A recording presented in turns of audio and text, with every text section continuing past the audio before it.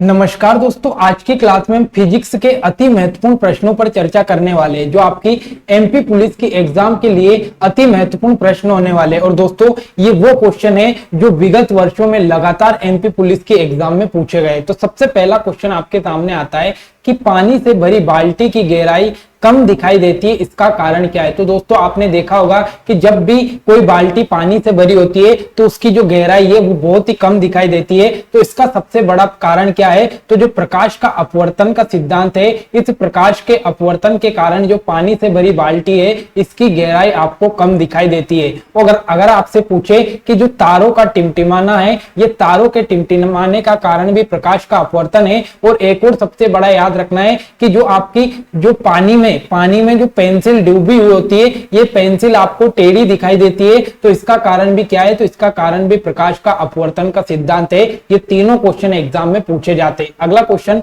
रोगियों के नाक, कान और गले आदि की जांच के लिए डॉक्टर किसका प्रयोग करते हैं। तो दोस्तों, याद रखना है कि जो डॉक्टर है जब भी वो नाक, कान और गले की जांच करते हैं तो वो अवतल दर्पण का प्रयोग करते हैं। मोस्ट इंपोर्टेंट क्वेश्चन आपकी एग्जाम की दृष्टि से कि डॉक्टर द्वारा नाक, कान और गले की जांच के लिए किस दर्पण का प्रयोग किया जाता है, तो अवतल दर्पण का प्रयोग किया जाता है। अगला, सोलर कुकर में प्रयोग किए जाते हैं। मोस्ट इंपोर्टेंट क्वेश्चन है दोस्तों कि जो सोलर कुकर है, इस सोलर कुकर में कौन सा दर्पण प्रयोग किया जाता है, तो सोलर कुकर में अवतल दर्पण का उपयोग किया जाता है। मोस्ट इंपोर्टेंट क्वेश्चन है ये आपके एग्जाम की दृष्टि से। अगला क्वेश्चन, लेंस की क्षमता का एसआई मात्रक क्या है। तो दोस्तों, याद रखना है जो लेंस की क्षमता है, इस लेंस की क्षमता का एसआई मात्रक क्या है, तो डायोप्टर है। मोस्ट इंपोर्टेंट क्वेश्चन है कि लेंस की क्षमता किसमें मापी जाती है, तो ये डायोप्टर में मापी जाती है। और 1000 बार एग्जाम में ये क्वेश्चन पूछा गया है। अगला, पानी में डाली हुई छड़ी टेढ़ी दिखाई देती, इसका क्या कारण है। तो मैंने अभी आपको बताया था दोस्तों कि पानी में या तो पेंसिल या कोई छड़ी डालोगे तो वो आपको टेढ़ी दिखाई देगी। और इसका कारण क्या है, तो इसका कारण है प्रकाश का अपवर्तन का सिद्धांत। अगला क्वेश्चन, हीरे का अपवर्तनांक क्या है। मोस्ट इंपोर्टेंट क्वेश्चन है दोस्तों कि हीरे का जो अपवर्तनांक है ये क्या है। तो याद रखना है हीरे का अपवर्तनांक है 2.42। मोस्ट इंपोर्टेंट क्वेश्चन है, एग्जाम में कई बार पूछा गया कि हीरे का जो अपवर्तनांक है ये क्या है, तो ये 2.42 है। लेकिन अगर आपसे पूछे दोस्तों कि जो हीरा है ये चमकता हुआ क्यों दिखाई देता है, चमकता हुआ क्यों दिखाई देता है, ये किस सिद्धांत के द्वारा चमकता है, तो दोस्तों याद रखना है जो हीरा है ये पूर्ण आंतरिक परावर्तन के सिद्धांत के कारण, पूर्ण आंतरिक परावर्तन के सिद्धांत के कारण ये आपको चमकता हुआ दिखाई देता है। 1000 बार एग्जाम में क्वेश्चन पूछा है कि हीरा क्यों चमकता हुआ दिखाई देता है, तो पूर्ण आंतरिक परावर्तन के कारण हीरा चमकता हुआ दिखाई देता है। इसका अपवर्तनांक 2.42 है। अगला, सामान्य नेत्र की रेटिना पर बनने वाला प्रतिबिंब होता है। मोस्ट इंपोर्टेंट क्वेश्चन है दोस्तों कि एक सामान्य नेत्र पर जो रेटिना पर प्रतिबिंब बनता है वो कैसा होता है। तो याद रखना है आपकी रेटिना पर बनने वाला प्रतिबिंब एक तो वास्तविक होता है और एक उल्टा होता है। दोनों ही मोस्ट इंपोर्टेंट क्वेश्चन है कि जो आपकी नेत्र की रेटिना पर जो प्रतिबिंब बनता है वो एक तो वास्तविक होता है और एक उल्टा होता है। ये क्वेश्चन भी आपके एग्जाम की दृष्टि से मोस्ट इंपोर्टेंट क्वेश्चन है। अगला, सिनेमा के पर्दे पर किस प्रकार का प्रतिबिंब बनता है। तो दोस्तों याद रखना है जो सिनेमा का पर्दा होता है, इस सिनेमा के पर्दे पर अगर हम देखें तो वास्तविक प्रतिबिंब बनता है, वास्तविक प्रतिबिंब बनता है सिनेमा के पर्दे पर, याद रखना है आपको। अगला, मोटर गाड़ी के चालक के सामने लगा रहता है। मोस्ट इंपोर्टेंट क्वेश्चन है कि जो भी आपने बस या कार देखी होगी तो उसमें जो सामने जो दर्पण लगा होता है वो कौन सा दर्पण होता है, तो दोस्तों याद रखना है ये अवतल दर्पण होता है। तो याद रखना है मोटर गाड़ी में किस दर्पण का उपयोग किया जाता है, तो अवतल दर्पण का उपयोग किया जाता है। मोस्ट इंपोर्टेंट क्वेश्चन है। अगला, प्रतिरोधकता का मात्रक क्या है। तो दोस्तों अगर आपसे पूछे कि प्रतिरोधकता का मात्रक क्या है, तो याद रखना है प्रतिरोधकता का मात्रक ओम मीटर है। क्या है, तो ओम मीटर प्रतिरोधकता का मात्रक है। लेकिन अगर आपसे पूछे कि प्रतिरोध का मात्रक क्या है, तो याद रखना है दोस्तों जो प्रतिरोध है इस प्रतिरोध का मात्रक ओम है। तो दोनों ही क्वेश्चन आपको समझना है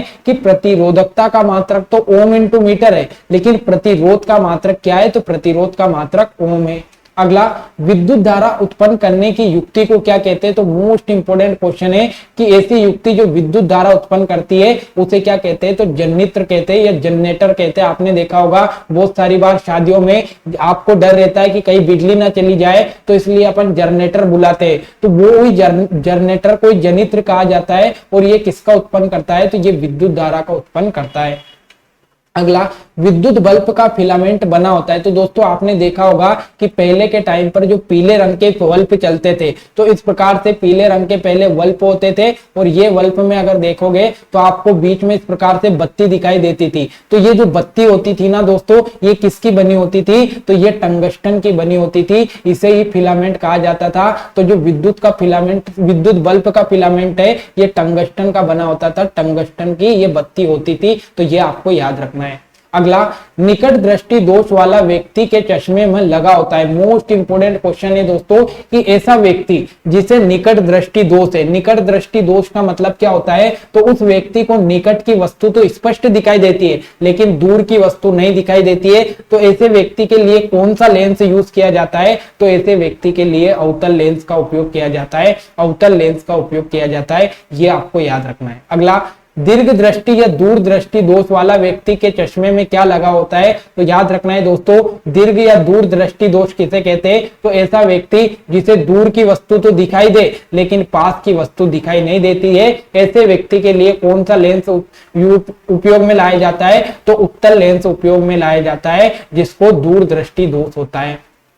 अगला, चुंबकीय क्षेत्र का मात्रक क्या है दोस्तों? तो चुंबकीय क्षेत्र का मात्रक क्या है दोस्तों? याद रखना है, जो टेस्ला है, ये टेस्ला चुंबकीय क्षेत्र का मात्रक है। ये क्वेश्चन भी एग्जाम की दृष्टि से इंपॉर्टेंट है। अगला, डायनेमो से किस प्रकार की धारा प्राप्त होती है? तो याद रखना है दोस्तों, जो डायनेमो है, ये डायनेमो डिस्ट धारा उत्पन्न करता है। तो डाप और डायनेमो और डाप और डिस्ट धारा, इस प्रकार से आप याद रख सकते हो। अगला, विद्युत चुंबक बनाने के लिए प्रायः किस पदार्थ के छड़ का उपयोग किया जाता है? तो दोस्तों याद रखना है, जब भी आपको विद्युत चुंबक बनानी होती है तो ऐसी स्थिति में हम नर्म लोहे का प्रयोग करते हैं। नर्म लोहे का प्रयोग करते हैं। तो विद्युत चुंबक बनाने के लिए किसका उपयोग किया जाता है? नर्म लोहे का उपयोग किया जाता है। अगला, विद्युत चुंबकीय प्रेरण की खोज किसके द्वारा की गई? तो याद रखना है, जो विद्युत चुंबकीय प्रेरण है इसकी खोज फ्लेमिंग के द्वारा की गई। फ्लेमिंग के द्वारा विद्युत चुंबकीय प्रेरण की खोज की है। अगला, नाभिकीय ऊर्जा प्राप्त करने हेतु तो आवश्यक है। मोस्ट इंपोर्टेंट क्वेश्चन है कि नाभिकीय ऊर्जा किससे प्राप्त होती है? तो याद रखना है दोस्तों, जो यूरेनियम है, इस यूरेनियम से हमें क्या प्राप्त होती है? तो नाभिकीय ऊर्जा प्राप्त होती है। इंपोर्टेंट आपके एग्जाम की दृष्टि से यह क्वेश्चन बन जाता है। अगला, ऊर्जा के सभी रूप में अंत स्रोत किसे माना जाता है? तो याद रखना है दोस्तों, जो सूर्य है, इस सूर्य को ऊर्जा का अनंत स्रोत माना जाता है, जिसकी ऊर्जा कभी खत्म नहीं होगी। यह है आपका सूर्य की ऊर्जा, अनंत ऊर्जा वाला स्रोत है। अगला, सौर सेल बनाने के लिए किस धातु का उपयोग किया जाता है? तो याद रखना है दोस्तों, जो सौर सेल है, इस सौर सेल को बनाने के लिए सिलिकॉन का उपयोग किया जाता है। सिलिकॉन का उपयोग किया जाता है सौर सेल बनाने के लिए। अगला, सौर सेल और सौर ऊर्जा किस ऊर्जा में रूपांतरित करते हैं? मोस्ट इंपोर्टेंट क्वेश्चन है दोस्तों कि जो सौर सेल है, ये सौर ऊर्जा को किस ऊर्जा में रूपांतरित करता है? तो याद रखना है, ये सौर ऊर्जा को विद्युत ऊर्जा में उत्पादित करता है। मोस्ट इंपोर्टेंट क्वेश्चन है कि अगर आपने देखा होगा कि जो सौर किरणें लगी होती, सोलर पैनल लगे होते हैं, तो इससे क्या होती है? तो सूर्य की जो ऊर्जा होती है, इस सूर्य की ऊर्जा को हम किस में परिवर्तन करते हैं? तो इसके द्वारा विद्युत ऊर्जा में हम इसको परिवर्तित कर देते हैं। अगला, कार्य का मात्रक क्या है? तो दोस्तों याद रखना है, कार्य का जो मात्रक है वो क्या है? तो कार्य का मात्रक जूल है। जूल है, ये आपको इंपोर्टेंट याद रखना है। अगला, ज्योति तीव्रता का मात्रक क्या है? मोस्ट इंपोर्टेंट आपके एग्जाम की दृष्टि से, तो जो ज्योति तीव्रता का मात्रक है वो क्या है? तो वो कैंडेला है। कैंडेला है, मोस्ट इंपोर्टेंट लगाकर लिख लेना। अगला, एम्पियर क्या नापने की इकाई है? तो दोस्तों याद रखना है, जो एम्पियर है, इस एम्पियर के द्वारा करंट नापते हैं, या सीधा सीधा ये कहो कि एम्पियर के द्वारा क्या नापते हैं? तो विद्युत धारा नापी जाती है। तो अगर आपसे पूछे कि विद्युत धारा का मात्रक क्या है, तो विद्युत धारा का मात्रक एम्पियर है। इसके द्वारा विद्युत धारा या करंट मापा जाता है। अगला, पास्कल इकाई है। तो पास्कल किसकी इकाई है दोस्तों? तो याद रखना है, जो पास्कल है ये दाब की इकाई है। दाब की इकाई है। 1000 बार एग्जाम में क्वेश्चन पूछा गया कि पास्कल किसकी इकाई है? तो ये दाब की इकाई है। अगला, क्यूसेक से क्या नापा जाता है? तो याद रखना है दोस्तों, जो क्यूसेक है ना, इस क्यूसेक से क्या नापा जाता है? तो जो जल का भाव है, इस जल का भाव किसके द्वारा नापा जाता है? तो क्यूसेक के द्वारा नापा जाता है। अगला, दूध से क्रीम निकालने के लिए कौन सा बल लगाया जाता है? तो याद रखना है दोस्तों, दूध से क्रीम निकालने के लिए अपकेंद्री बल लगाया जाता है। याद रखना है, जो अपकेंद्री बल है ये बाहर की ओर लगता है और जो अभिकेंद्री बल है ये अंदर की ओर लगता है। ये दोनों क्वेश्चन आपको याद रखना है कि अभिकेंद्री जो बल है ये केंद्र की ओर लगता है और अपकेंद्री जो बल है ये बाहर की ओर लगता है। अगला, जल में तैरना न्यूटन की गति के किस नियम के कारण संभव है? तो याद रखना है दोस्तों, जो जल में तैरने की क्रिया है ये न्यूटन का कौन सा नियम बताता है? तो ये न्यूटन का तीसरा नियम बताता है, तीसरा नियम बताता है। और तीसरा नियम क्या कहता है? तो प्रत्येक क्रिया के विपरीत प्रतिक्रिया, ये तीसरा नियम कहता है। अगला, एंगस्ट्रम क्या नापता है? तो याद रखना है दोस्तों, जो एंगस्ट्रम है इसके द्वारा क्या नापा जाता है? तो इसके द्वारा तरंगदैर्घ्य को नापा जाता है। मोस्ट इंपोर्टेंट क्वेश्चन है, तरंगदैर्घ्य को नापने की इकाई क्या है? तो एंगस्ट्रम है, इंपोर्टेंट क्वेश्चन है। अगला, शयनता की इकाई क्या है? तो शयनता की इकाई क्या है दोस्तों? तो पॉइज जो है ये पॉइज ही क्या है? तो ये शयनता की इकाई है। शयनता का मतलब क्या है? तो कोई भी जो द्रव है ये कितना गाढ़ा है, तो द्रव के गाढ़ेपन को ही क्या कहा जाता है? शयनता कहा जाता है। और इसकी इकाई क्या है? तो पॉइज इसकी इकाई है। अगला, एक हॉर्स पावर कितने वाट के बराबर होता है? ये क्वेश्चन भी 1000 बार एग्जाम में पूछा गया। तो एक हॉर्स पावर जो होता है ये कितने वाट के बराबर होता है? तो ये 746 वाट के बराबर होता है एक हॉर्स पावर। ये आपको इंपोर्टेंट याद रखना है। अगला, बर्नौली प्रमेय आधारित है। तो दोस्तों याद रखना है, जो बर्नौली प्रमेय है ये ऊर्जा संरक्षण के नियम पर आधारित है। तो बर्नौली प्रमेय जो है ये ऊर्जा संरक्षण पर आधारित प्रमेय है। अगला, निम्नलिखित में से किसके द्वारा अधिक ज्वालक पैदा होता है? तो याद रखना है दोस्तों, सबसे ज्यादा जो ज्वालक अगर माना गया तो वो भाप को माना गया। आप देखोगे कि बहुत सारी बार आपने फुली रोटी देखी होगी, तो फुली रोटी में से एकदम से जब वो फुली हुई रहती है और उसमें से जो भाप निकलती है तो उससे आपका हाथ बहुत जोर से जल सकता है। तो याद रखना है, जो आपकी आग होती है ना, इस आग से भी तेज होता है भाप। तो ये आपको इंपोर्टेंट याद रखना है, आग से भी तेज भाप होती है। अगला, ठोस कपूर से कपूर वाष्प बनाने की प्रक्रिया को क्या कहते हैं दोस्तों? तो याद रखना है, इसको कहते हैं ऊर्ध्वापातन। मोस्ट इंपोर्टेंट क्वेश्चन है कि ठोस कपूर थी, कपूर को आपने जलाया और ये वाष्प के रूप में उड़ गई, तो इस क्रिया को ऊर्ध्वापातन कहते हैं। अगला, ध्वनि तरंगों की प्रकृति कैसी होती है? तो ध्वनि तरंगों की जो प्रकृति होती है दोस्तों ये अनुदैर्घ्य होती है। ये क्वेश्चन भी एग्जाम में पूछा गया कि ध्वनि तरंगों की प्रकृति कैसी है? तो ये अनुदैर्घ्य होती है। अगला, ध्वनि की चाल अधिकतम किसमें होती है दोस्तों? तो याद रखना है, ध्वनि की सबसे ज्यादा जो चाल होती है ये इस्पात में होती है। मोस्ट इंपोर्टेंट क्वेश्चन, कई बार परीक्षा में पूछा गया कि ध्वनि की चाल सबसे ज्यादा किसमें होती है? तो ये इस्पात में होती है। अगला, डोपलर प्रभाव संबंधित है। मोस्ट इंपोर्टेंट क्वेश्चन है। तो याद रखना है दोस्तों, जो डोपलर प्रभाव है इसका संबंध किससे है? तो इसका संबंध किससे है? तो ये ध्वनि से संबंधित है। डोपलर प्रभाव का संबंध ध्वनि से। अगला, नेत्रदान में दाता की आंख के किस हिस्से को प्रतिरोपित किया जाता है? तो याद रखना है दोस्तों, आपने सुना होगा कि यार उस आदमी ने तो नेत्र दान कर दिए, तो वो नेत्र दान नहीं करता, वो नेत्र का एक हिस्सा दान करता है जिसको कहा जाता है कॉर्निया। तो जब भी कोई व्यक्ति नेत्र दान करता है ना, मतलब उसने अपना कॉर्निया दान किया, ना कि पूरी आंखें निकाल कर दान कर दी। अगला, मायोपिया से क्या तात्पर्य है? तो याद रखना है दोस्तों, जो निकट दृष्टि दोष होता है ना, इसी निकट दृष्टि दोष को क्या कहते हैं? तो इसको मायोपिया भी कहा जाता है। अगला, ऊष्मा का सबसे अच्छा चालक क्या है? तो याद रखना है दोस्तों, जो चांदी है ये चांदी ऊष्मा का सबसे अच्छा चालक माना गया। मोस्ट इंपोर्टेंट क्वेश्चन आपकी एग्जाम की दृष्टि से। अगला, दूरबीन का आविष्कार किया गया। तो याद रखना है, दूरबीन का जो आविष्कार है वो किसके द्वारा किया गया? तो ये गुटेनबर्ग के द्वारा दूरबीन का आविष्कार किया गया। मोस्ट इंपोर्टेंट क्वेश्चन है। अगला, पानी से भरे तालाब की गहराई किस कारण कम दिखाई देती है? तो याद रखना है, जो पानी से भरे तालाब की गहराई है ये किसके कारण कम दिखाई देती है? तो अपवर्तन के कारण आपको जो पानी से भरे तालाब की गहराई है ये कम दिखाई देती है। देखो दोस्तों, मैंने 3 चीजें आपको बताई कि एक बाल्टी है, बाल्टी में पानी भरा हुआ है तो इसकी जो गहराई कम दिखाई दे रही है उसका कारण भी अपवर्तनांक है। जो बाल्टी में कोई छड़ रखी हुई है और ये टेढ़ी दिखाई दे रही है तो इसका कारण भी अपवर्तनांक है। ये आपको इंपोर्टेंट याद रखना है। अगला क्वेश्चन आपके सामने आता है कि साबुन के बुलबुले के चमकीले रंग का दिखाई देने का कारण क्या है? तो आपने देखा होगा कि जो साबुन है ये बिल्कुल चमकीला, जो इनके बुलबुले होते हैं ये आपको चमकीला दिखाई देता है। तो इसका कारण क्या है? तो इसका कारण है प्रकाश का प्रकीर्णन। मोस्ट इंपोर्टेंट क्वेश्चन एग्जाम की दृष्टि से कि साबुन के बुलबुले चमकीले क्यों दिखाई देते हैं? तो प्रकाश के प्रकीर्णन के कारण दिखाई देते हैं। अगला क्वेश्चन आपके सामने आता है कि निम्नलिखित में से किसे उच्चतम ऊर्जा होती है? तो याद रखना है सबसे उच्चतम ऊर्जा वाला प्रकाश कौन सा है? तो नीला प्रकाश आपका सबसे उच्चतम ऊर्जा वाला प्रकाश माना गया। दोस्तों आपने देखा होगा कि जब कोई सूर्य है और सूर्य के प्रकाश को जब अपन प्रिज्म से गुजारेंगे तो ये सूर्य का प्रकाश 7 रंगों में बढ़ जाएगा, और इन 7 रंगों में से जो सबसे ज्यादा ऊर्जा वाला रंग होता है ना, ये नीला रंग होता है। अगला, बाह्य अंतरिक्ष में किसी अंतरिक्ष यात्री को आकाश कैसा दिखाई देता है? मोस्ट इंपोर्टेंट क्वेश्चन है दोस्तों कि कोई भी व्यक्ति अंतरिक्ष में गया तो उसको आकाश कैसा दिखाई देगा? तो अंतरिक्ष में जाने पर उस आदमी को जो आकाश है ये काले रंग का दिखाई देगा। अगला, एक प्रिज्म से गुजरने पर जो प्रकाश सबसे अधिक अपवर्तित होता है वहां कौन सा है? तो वो बैंगनी रंग है। मोस्ट इंपोर्टेंट क्वेश्चन है, याद रखना है कि कोई भी प्रकाश को अगर प्रिज्म से गुजारेंगे तो सबसे ज्यादा अपवर्तित होने वाला रंग कौन सा है? तो बैंगनी रंग सबसे ज्यादा अपवर्तित होने वाला रंग है। अगला, तड़ित चालक का आविष्कार किसने किया?